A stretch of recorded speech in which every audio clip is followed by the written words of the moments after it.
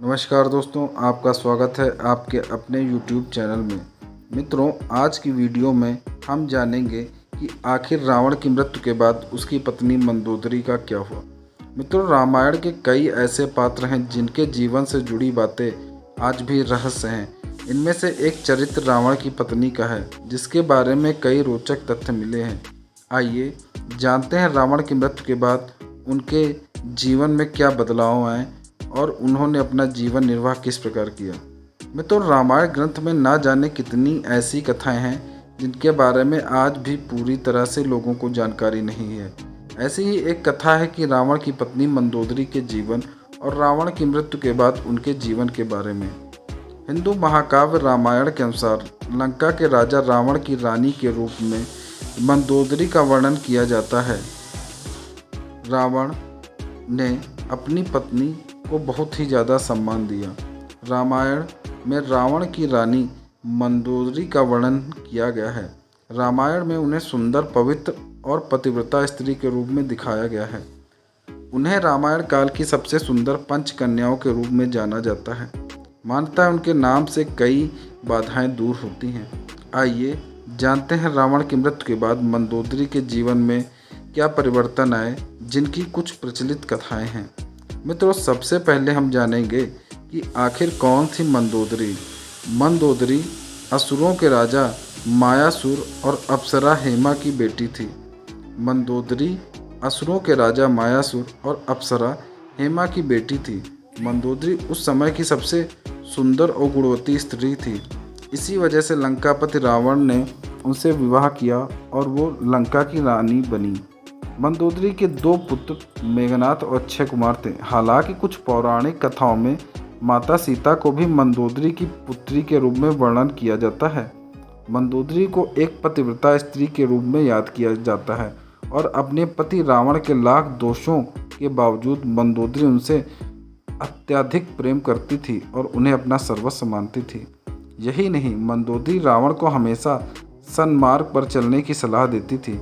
रामायण में रावण के प्रति उसके प्रेम और निष्ठा का वर्णन मिलता है।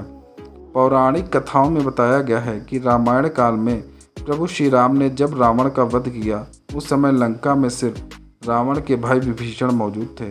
उस समय राम जी ने विभीषण का राज्याभिषेक कर दिया और उन्हें लंकापति नियुक्त किया। उस समय मंदोदरी ने विभीषण की शरण ली और उनकी पत्नी के रूप में जीवन व्यतीत करने का निश्चय किया।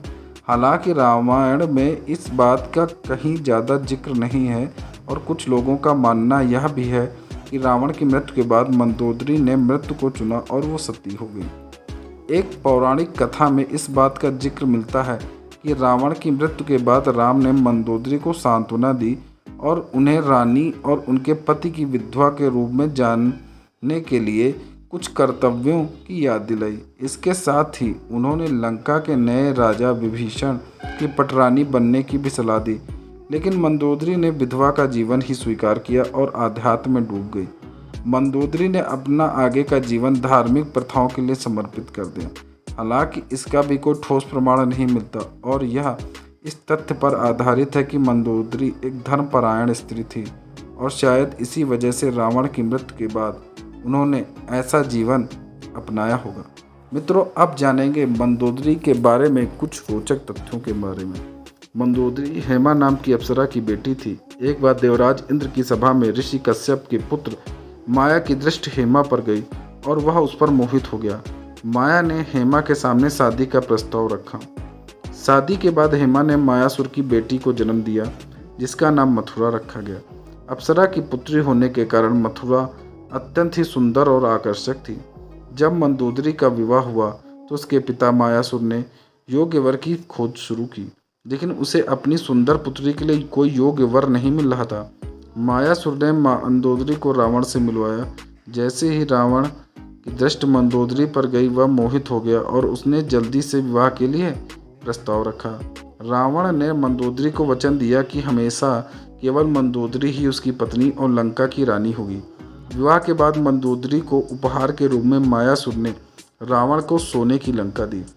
एक कहानी यह भी है कि रावण की मृत्यु एक विशेष बाण से हुई थी और इस बाण की सूचना मंदोदरी ने ही हनुमान जी को दी थी।